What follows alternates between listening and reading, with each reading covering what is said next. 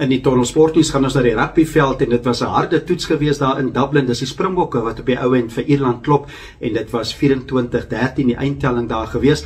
Baie kaarte in die wedstryd, baie geel kaarte en ook 'n rooi kaart vir Ierland se span gewees, meestal as gevolg van die Springbokke en Suid-Afrika se dominansie veral in die scrums. En dit is Ierland wat baie swaar gekry het veral in die fisiese aspekte van daardie toets, maar 'n goeie wen dan vir Suid-Afrika. Ook vir Rassie Erasmus se eerste wen as 'n afrigter in Dublin teen Ierland. En ook goeie nuus vir die Springbokke is dat Malcolm Marx, hy is aangewys as die 2025 wêreld rugby speler van die wedstryd. So 'n briljante prestasie vir Malcolm Marx wat hakker speel.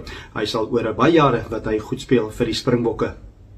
Die nuweling van die jaar ook vir wêreld rugby hierdie jaar is van Nieu-Seeland en dit is Fabian Holland.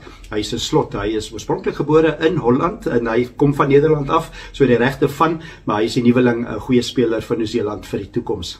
Ander tellings van die afgelope naweek was die All Blacks wat vir Wallis klop met 52-26, Frankryk te sterk vir Australië 48-33 daardie telling in Parys, en dan Engeland wat moes vasklou daar aan die einde op Twickenham teen Argentinië. Engeland wen 27-23 daardie wedstryd in Londen. Volgende wedstryd vir die Springbokke is komende naweek teen Wallis. So dit is sportnuus vir die Tonnel.